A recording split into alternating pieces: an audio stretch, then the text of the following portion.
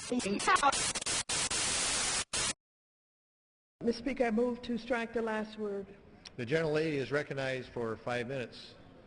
Mr. Chairman, I rise today in strong opposition to the Klein, Fox, Hastings, and McCarthy amendment that would stop the Department of Education's proposed gainful employment regulation. For-profit colleges account for only 7% of the higher education student population, yet last year 44% of student loan borrowers who defaulted within 2 years of beginning their repayment were students who had attended for-profit schools. Now, Mr. Speaker and members, I know something about these private post-secondary schools. One could make the argument, and you will hear that, oh, not all the schools. Of course, not 100% of the schools are rip-off schools, but a huge majority of them are. I have experienced some of this firsthand. While I was working with poor students in South Los Angeles, we were trying to get them into GED classes. The recruiters would come along and tell them that they could get them into their schools, they could help them to get Pell Grants, and they could help them get a career. And lo and behold, they would sign up. And you would see them a few days later. Some were going to be dental assistants, and they had a little green jacket on, and they had a little box that they carried to make it look as if they were carrying dental tools. But it was just a matter of months later when you would find sometimes the school was out of business, they had been going to school, there were no teachers, there was no equipment, they were rip-off schools. And I want to tell you, they make a lot of money. Take a look at this one school, Capella. They earned $335 million in profits. 78% of that was government money. Now, my friends on the opposite side of the aisle will have you to believe they want to save the government money. They want to make sure that they do everything to protect the government from spending the taxpayers' money unwisely. Something's wrong with this picture when they take the floor and argue for the continued rip-off of our students and our taxpayer money to these schools. Let me tell you who some of them are. Corinthian, bad reputation. Everest, ITT, Westwood, and guess what? Kaplan University. Guess who owns Kaplan? The Washington Post.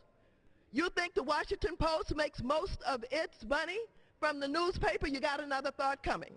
Their profits and their revenue, for the most part, is coming from Kaplan University, who have been found to have done all kinds of things to get these students in, charging them higher prices for these classes. They're not getting jobs, they don't get a career, and they end up not only owing the government money, but they're prevented from having a decent quality of life because now they can't get a Section 8, they can't get another Pell Grant, and you know what?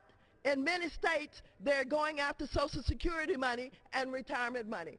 This is the next big scandal in America. You think that the meltdown that we just had and the foreclosures that we're experiencing across this country is bad. You wait until the investigations are done and the truth is told and the amount of money is counted about the rip-offs. Now I know that this is a powerful lobby that I'm working against. I understand that. They roam these halls and they've got plenty of resources and they put out plenty of materials. They buy full-page ads. They're up on television. The Joe Blow School of Computer Learning that has no schools. I want to tell you, I understand how tough this is. But what I don't understand is how they could be joined by people who claim to care about the taxpayers' money and claim that they're fighting to reduce government when in fact they're supporting the rip-off schools that's increasing the amount of Pell Grants that we give to schools who will not get any jobs or create any careers. This is not right. We should not have to suffer this kind of misrepresentation.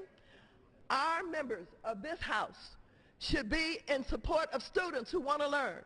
The worst thing that can happen to students who drop out of school, to students who haven't made it, to all of a sudden think that somehow they're going to get into a job and get into one of these rip-off schools and get disappointed time and time again. I know what populations they're targeting. I see them. They're targeting the welfare mothers. They're targeting gangbangers. They're targeting all kind of people that they know are going to have a difficult time succeeding.